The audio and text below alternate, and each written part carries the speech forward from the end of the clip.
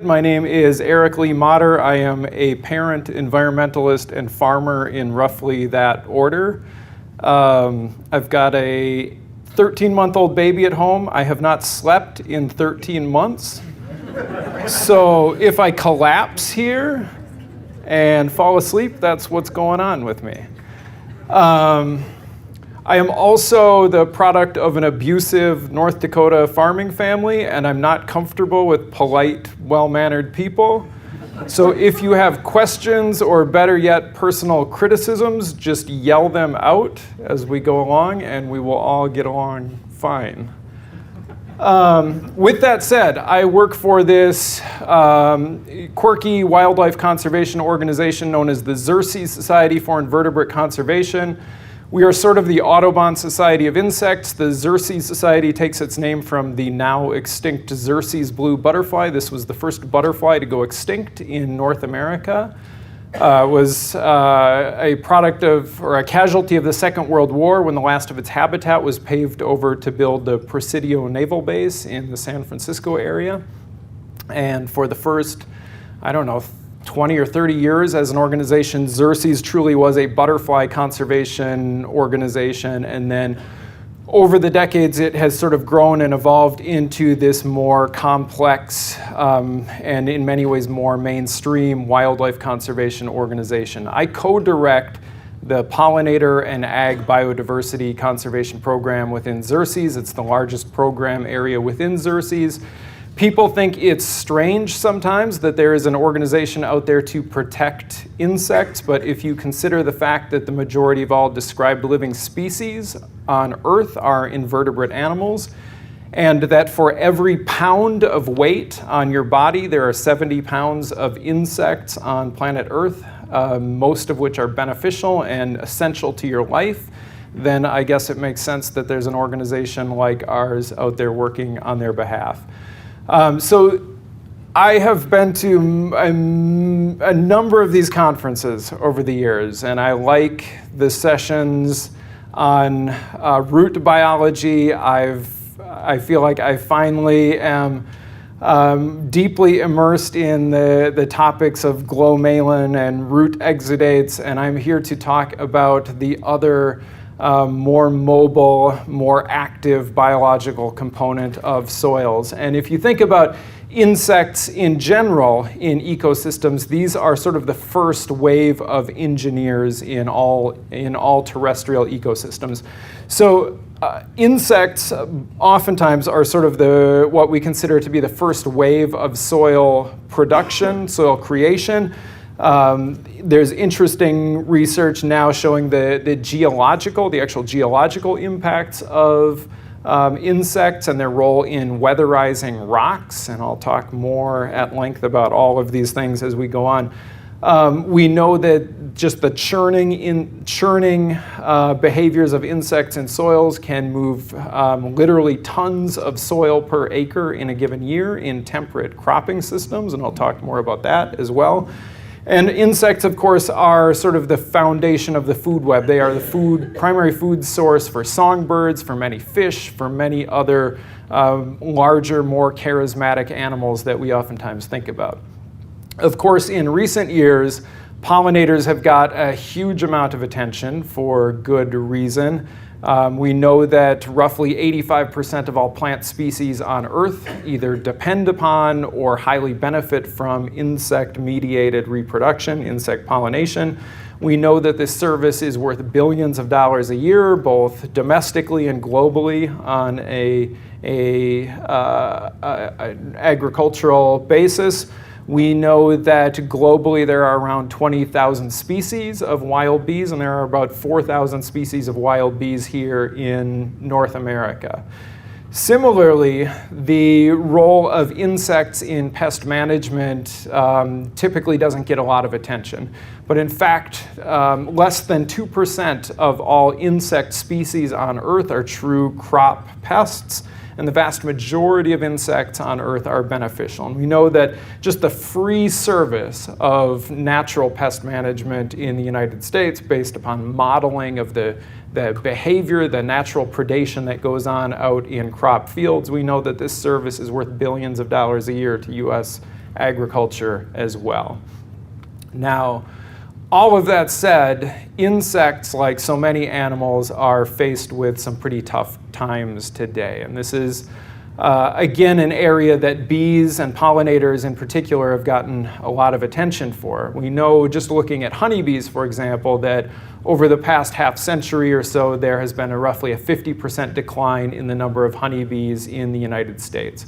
There's a whole range of different reasons for this. There are parasite and disease issues. There is increasing pesticide loads in the environment. There's the loss of flowering plants from the landscape. There are demographic factors at work. When I used to keep honeybees commercially and try to make a little bit of money off it, I was always amazed to go pick up my beekeeping supplies every year and see the next youngest beekeeper there down at the supply company who was about 75 years old.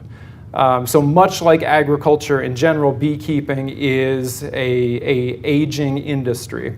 One factor, one very notable factor in the decline of honeybees is the varroa mite. That's the brown dot on the back of that honeybee. That's a parasite of an Asian honeybee. It was accidentally introduced here to North America, where the European honeybee, which we keep domestically, has no natural resistance to that parasite.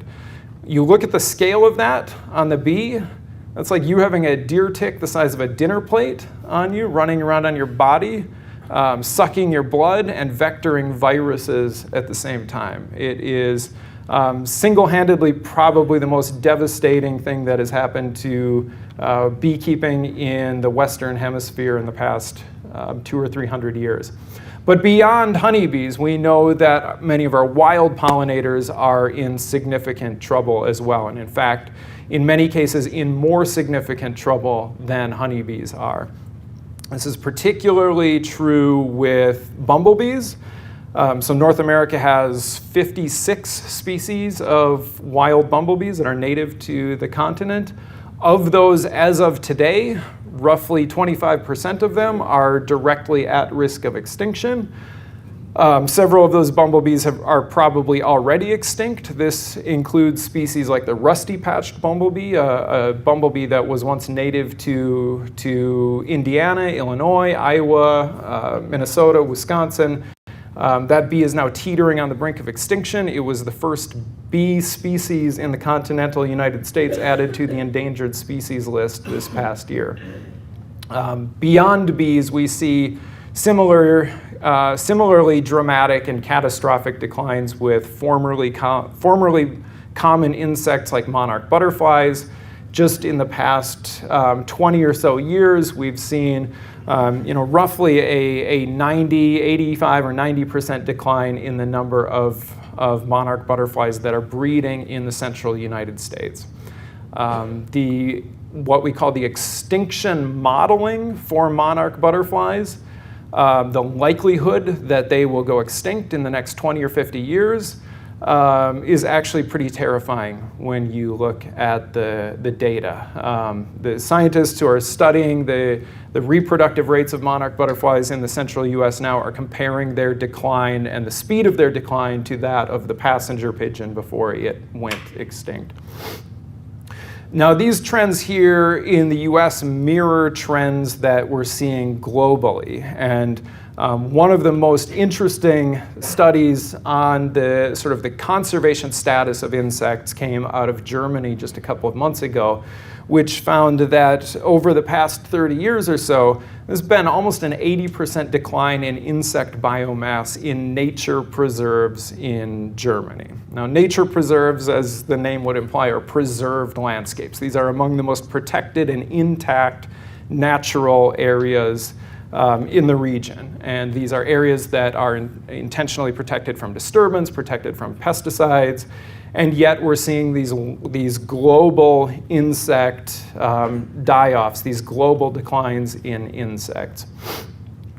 Now, the declines of insects then also mirror the declines that we're seeing with wildlife in general. And one of the best lenses we have for viewing sort of the global status of wildlife in general is this this ongoing global monitoring project called the Living Plant Index, which is a collaboration of the London Zoological Society and the World Wildlife Federation, where they use this big data analysis approach, and they aggregate surveys of wildlife from across the world and look at literally thousands of species of wildlife and dozens or hundreds of populations of those different wildlife. So they'll have, for example, a biologist who's accumulated decades of data on elephants in southern Africa, and they'll compare that against data of somebody from eastern Africa on elephants over the same time frame. And they can aggregate all of these numbers, and the picture is clear and the picture is stark that in just the past 40 years, planet Earth has lost roughly 50% of the wild animals that used to roam its surface. Now, there's a whole bunch of drivers behind the loss of wildlife. Pesticide use is one of those, and it's been interesting to hear here at this conference that one of the pesticide groups that's getting more and more attention are the neonicotinoids, these systemic nicotine-like compounds that are used as seed treatments and used as foliar sprays. These are now sort of the de facto go-to pesticide for most classes of insects. We've told ourselves that they have low mammalian toxicity and that they're relatively safe, although we know nothing about chronic long-term exposure to ourselves and to our children. But these are now the most common class of insecticides on Earth. These are the insecticides that are on all treated soy seed and corn seed. And you can see over the past 10 years, the pounds per acre usage of these things has skyrocketed.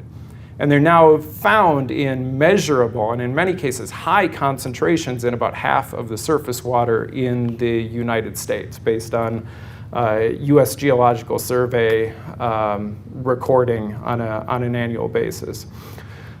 Beyond insecticide use, we've seen just this staggering conversion of CRP land and grazing lands to commodity crop production in the wake of the Renewable Fuel Standards Act, and as a response to the ever-present demand for cheap livestock feed.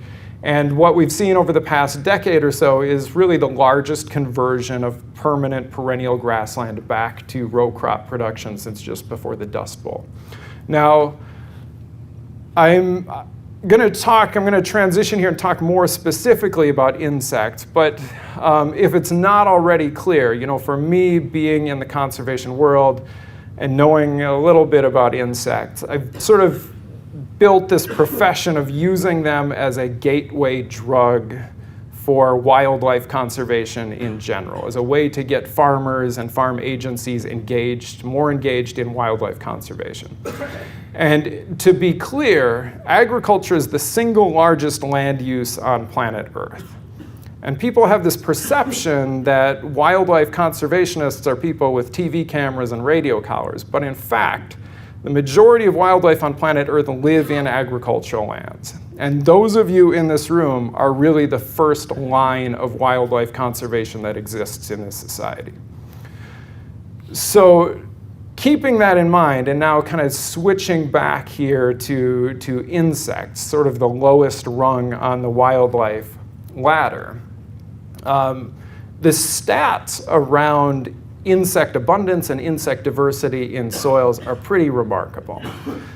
If you look at most temperate climates, a native prairie system or a native forest system, you can typically expect to find several thousand insects in a given meter, a given square meter of intact native soil.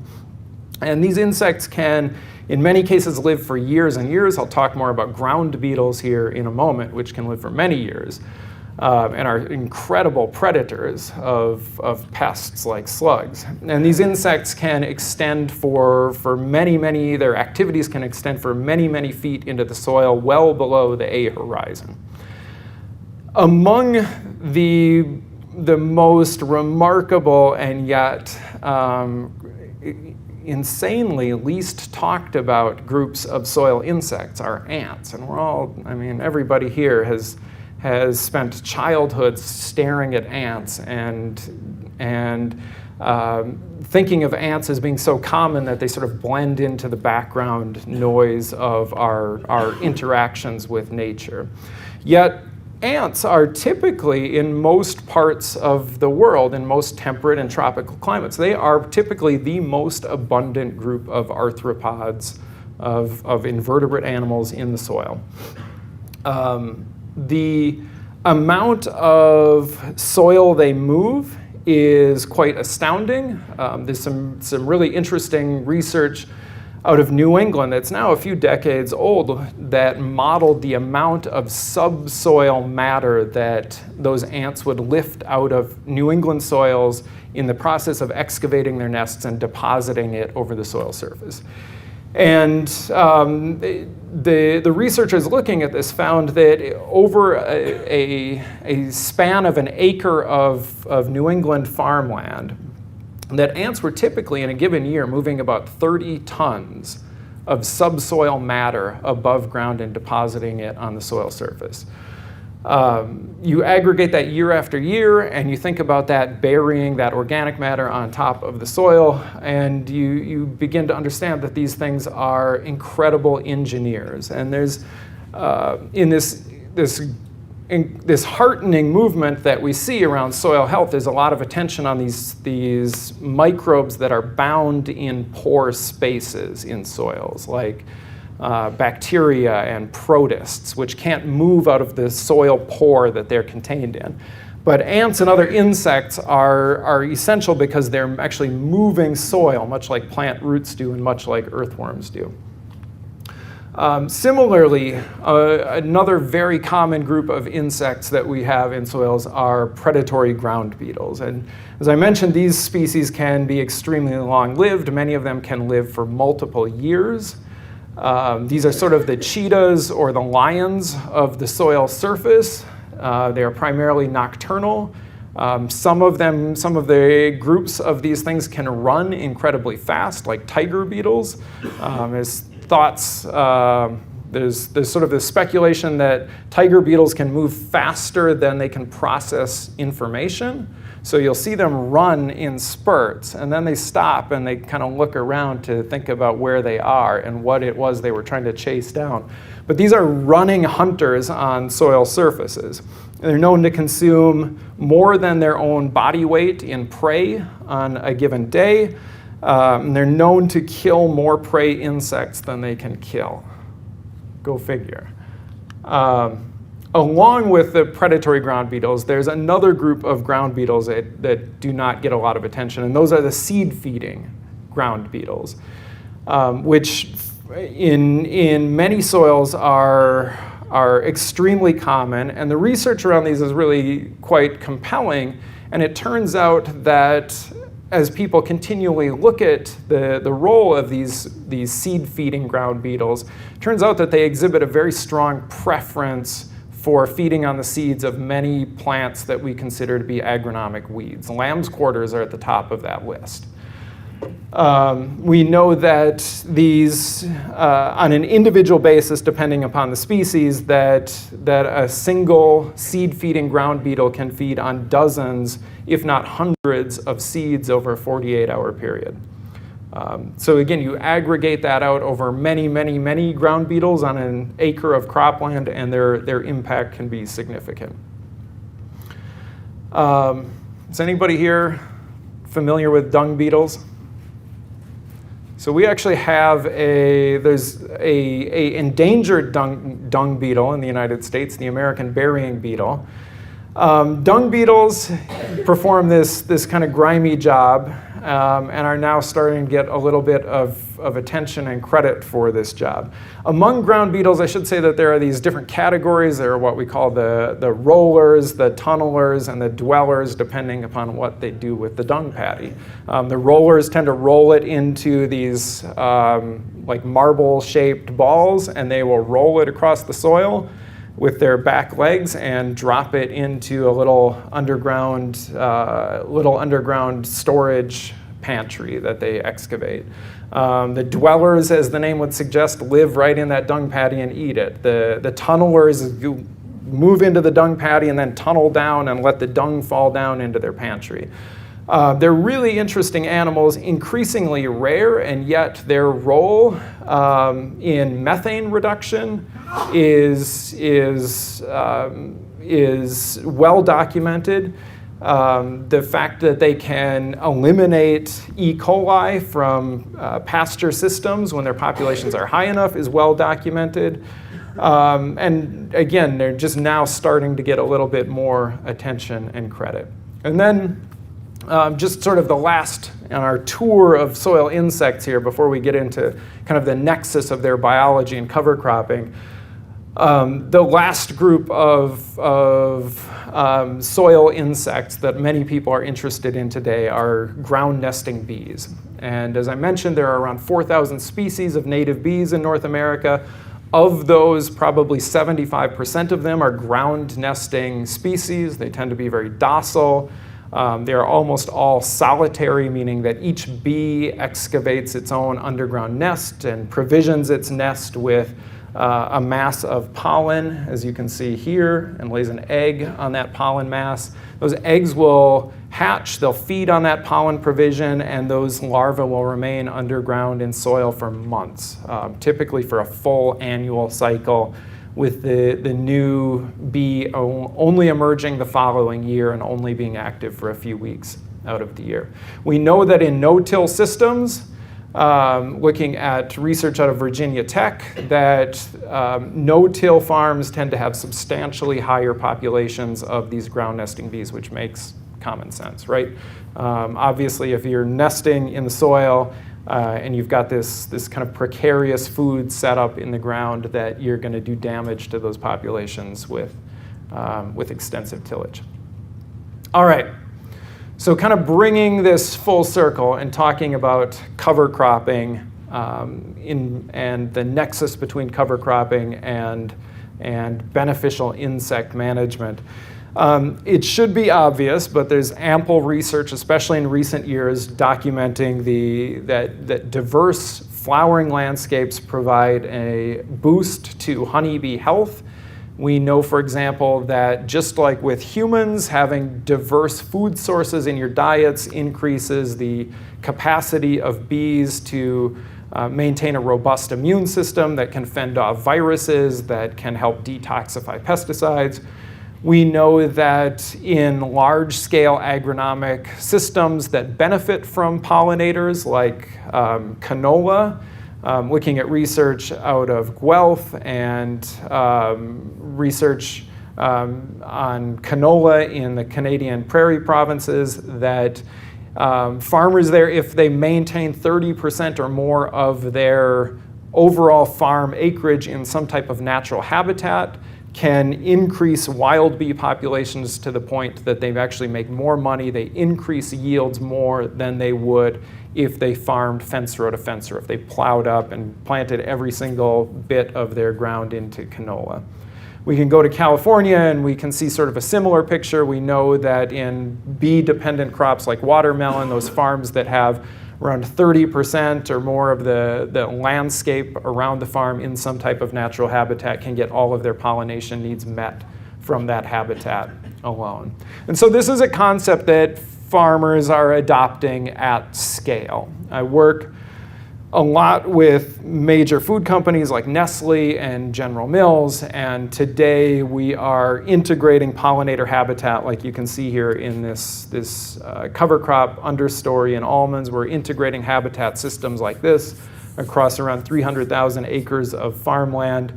We actually go out and survey bee populations in systems like this, and we in the case of many of these California crops, we see typically a doubling of wild bee populations on these farms after a season or two of these kinds of flowering cover crop systems being in place.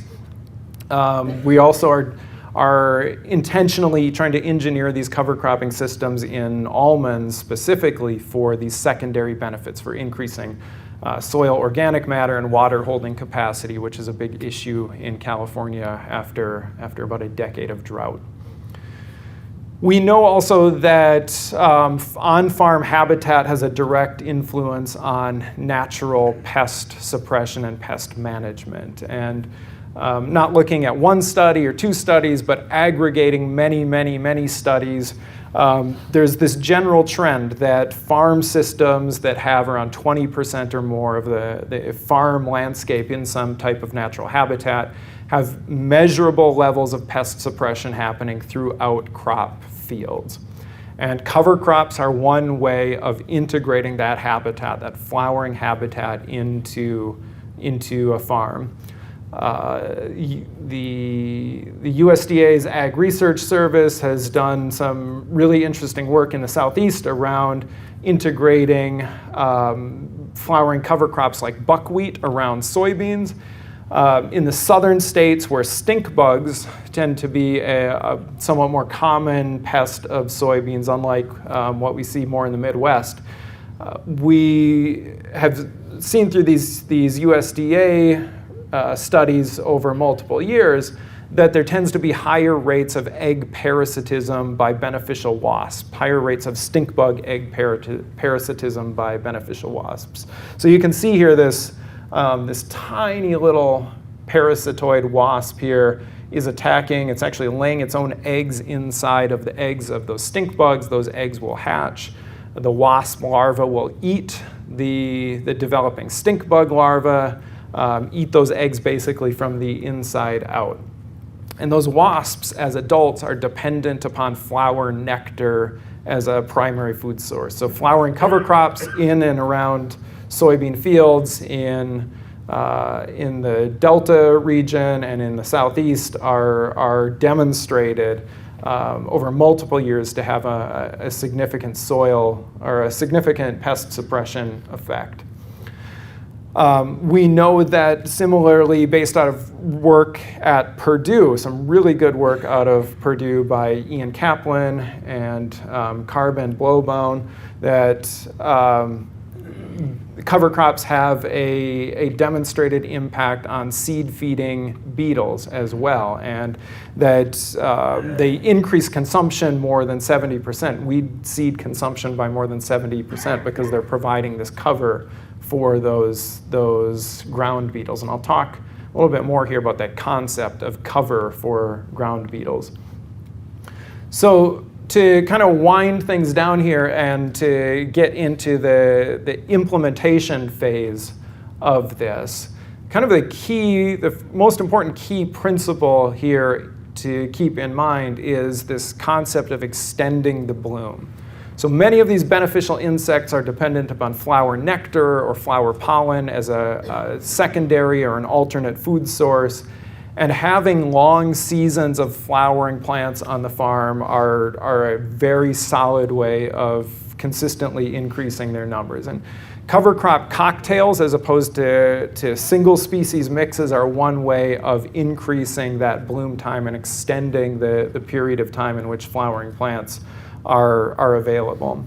And these forbs are kind of the key for beneficial insects, whether they're mustards, whether they're buckwheat, phacelia, vetch, clover. These are the drivers, the primary drivers that accelerate beneficial insect populations, whether they're bees or whether they're predatory insects. Another of those drivers, and one that's harder to incorporate, is the close association that these beneficial insects have with native plants specifically. So if you think about this 4,000 species of native bees in North America, those are all bees that co-evolved with the plants of this continent.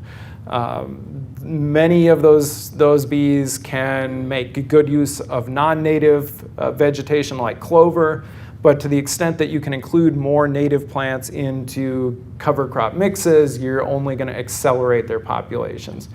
Lacy phacelia is one example of a native North American wildflower that's more and more common as a cover crop plant. It's a cool season annual from the West Coast, for those of you who aren't familiar with it. One that we've been experimenting with more in the eastern and midwestern states is partridge pea. which is a native warm season prairie legume. This is a plant with a growth habit similar to vetch. And it's a plant that interestingly has extrafloral nectaries. So it secretes nectar from leaf petioles as well as from flowers. So you'll see these really small parasitoid wasps sipping nectar from leaf petioles. You'll see ants collecting nectar on it. It's a really useful plant and a plant that puts on a huge amount of biomass. Where do you find seed for that? So you would find seed for that from a specialized native seed nursery. So like here in Indiana, one company we work with is JF New.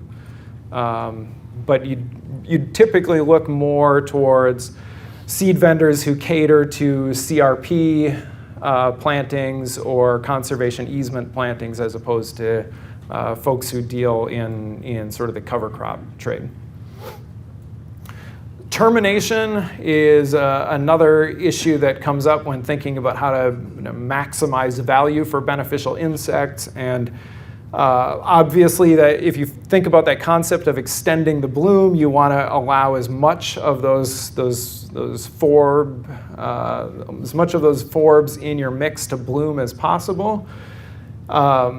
You also, to the extent that you can incorporate those cover crops in ways that minimize disturbance, whether it's through rolling it, whether it's through grazing it. At my own place, I just cut things with a sickle bar.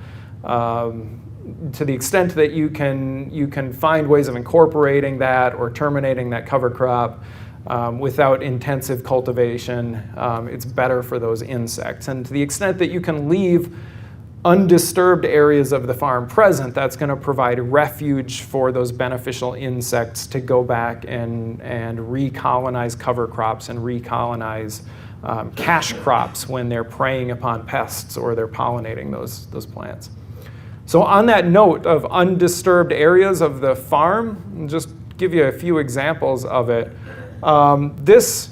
What I think is a quite elegant solution is something called a beetle bank. And this is a concept that originated in England about 20 years ago with cereal grain producers looking for ways of increasing beetle populations to prey upon pests. And this operates on the principle that predatory ground beetles are nocturnal. They need cover during the daytime. And during winter months, they typically seek elevated ground that has bunch grasses on it for cover. So this is a beetle bank at Grinnell Heritage Farm in Iowa, probably the largest fresh market vegetable producer in Iowa. It's an elevated berm that extends down the middle of this field of vegetables. And it's planted with native prairie plants. It's planted with little blue stem and big blue stem and Indian grass and switchgrass. And this is a functional system, and this is the foundation of this farm's pest management systems. They don't spray insecticides on this farm. Another example of how you can integrate permanent cover in farm systems is through the use of prairie strips. This is Villicus Farm up in Havre, Montana. They farm about 6,000 acres and are suppliers to some major food companies like Annie's and Nature's Path cereal. They think about these prairie strip systems as providing multiple benefits for them. They provide wind protection for seedling grain crops. They provide, you can actually see it here, I didn't Photoshop it in. They provide habitat for pollinators. You can see the bee there in the photo. They provide living snow fences. They capture sediment loss that might otherwise blow away. They also serve as weed buffers, preventing tumbleweeds from blowing into crop fields. So they think they get all of these benefits out of it. And again, they farm 6,000 acres, and these prairie strips are sort of fundamental to how they operate. They're planting these at scale across huge, expansive acreages.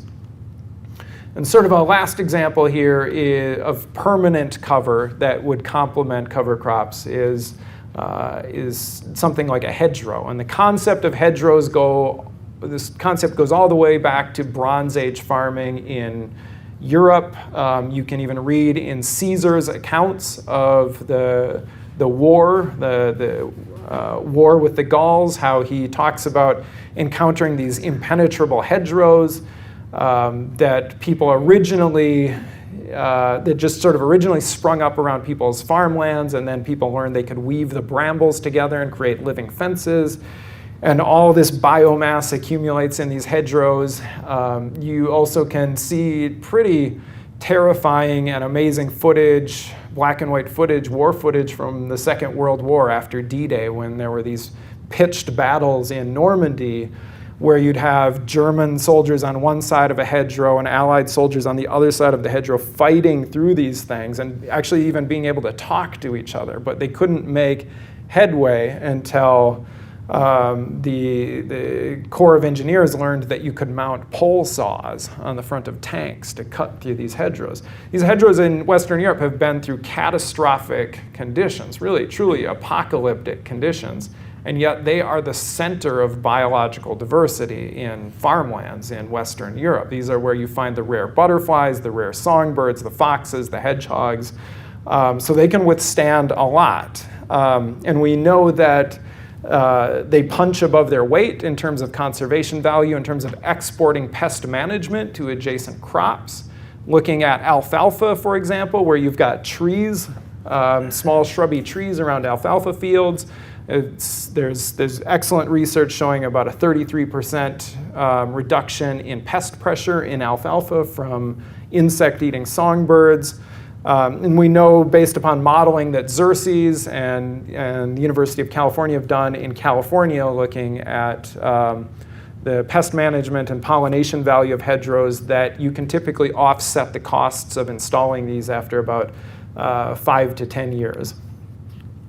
So kind of wrapping up here, sort of the last fundamental thing to think about is this concept of treated seed. And this came up in the farmer panel this morning, which I was really excited to see. But we know that these seed treatments are spreading. The insecticides in them are spreading out into the larger environment because they're mobile in water. They're really persistent. They can last for multiple years in the soil. And we know that these are contrary to the basic fundamental principle of IPM, which tells us we should only use insecticides when there's a documented pest outbreak, that we shouldn't be using pesticides prophylactically. So this has been a real paradigm shift for US agriculture. And interestingly, again, looking out of research right here in Indiana, folks growing soybeans, treated soybeans, are typically not even seeing a yield increase from these seed treatments. Penn State has really called attention to this issue of slug outbreaks that are occurring in the wake of seed treatments. So slugs being mollusks, they're not affected by insecticides, which these neonicotinoids are. But they're major predators. Those ground beetles are very susceptible to these insecticides. So there's now this mounting evidence that these seed treatments are poisoning predator populations in these fields and causing slug outbreaks in soy, which historically was never really an issue. So just to end here with some additional resources, you can check out our website, xerces.org. We have this new ground insect scouting guide. If you're interested in these insects, if you're interested in those predatory ground beetles, you can download this scouting protocol that we've developed to go out, for you to go out and actively begin to catch and observe and quantify your ground beetle populations and see how management actions on your part are impacting their populations.